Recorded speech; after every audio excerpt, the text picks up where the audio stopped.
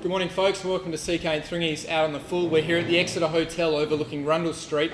Round 15 of the SNFL season begins tomorrow with Woodville West Torrens taking on the Sturt Football Club. Both sides coming off wins last week. Woodville pulling away in the final quarter against North Adelaide. Sturt not challenged at all against South Adelaide. Chambo kicking 8. How's this one going to pan out, Chris? Woodville West Torrens were impressive, Thringy, but it was against a North Adelaide that is bereft of confidence. Speaking of bereft of confidence, good morning South Adelaide fans. The team were terrible last week, unfortunately. You suspect the long season starting to take its toll on the kids more than anything else, as I've mentioned in the other article in Sportsbeat this week. This should be a cracking encounter. Sturt are fighting it out with West Adelaide for that last spot in the finals. You'd say the top 4 is probably set, which does include the Eagles. And as you mentioned, Chambo kicked 8 last week. He kicked 11 the last time these two teams met. Last time at this venue. If they don't rely on him too much, I reckon the Double Blues can pinch this one and keep the final stream alive. Port Adelaide take on West Adelaide, first game on Sunday. Jeremy Clayton's 100th game for Port Adelaide.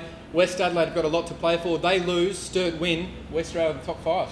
And West Adelaide, you're right, they need to keep winning, and they did cough up an opportunity last week against Nord. It wasn't the most fluent game, you would have to say. Highlights reels were fitting on the back of a postage stamp against Nord.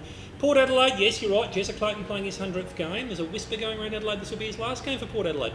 Who knows, he might be heading up to the brighter parts of Manham to play with his mate Clive Waterhouse. Back to the game at hand. Port Adelaide, they're going to upset some teams in the run home, don't you worry about that. West Adelaide cannot afford to drop this one. They're going to have to be right on their mettle against Port Adelaide. Westie's just, but if they do underestimate the Magpies, we know how good they are in last terms, so watch out, bloods. South Adelaide are back at home this week against taking on Glenelg. South Adelaide, as you said in your article in Sportsbeat and the Independent Weekly this week, they really do need to turn their season around, but they took a huge step back last week and they'll be hard-pressed to make any headway this week against the Tigers, you'd think.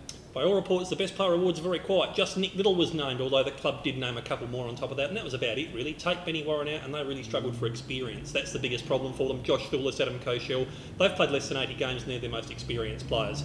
Yeah, this is going to be a tough one against Glenelg. Now, South Adelaide have played Glenelg reasonably well at Hickenbotham Oval in the last few years, but Thringy, there would need to be a monumental upset of cataclysmic proportions. I've been waiting all year to put cataclysmic in the broadcast, and there we go. Glenelg would have to be right off their game, right across the board. South Adelaide, someone would have to bob up and kick about 12. Can't see either event happening. Glenelg in a percentage booster. There you go. It's been a very cold week. It's some good old-fashioned SNFL footy to warm you up, though. We'll see you next week.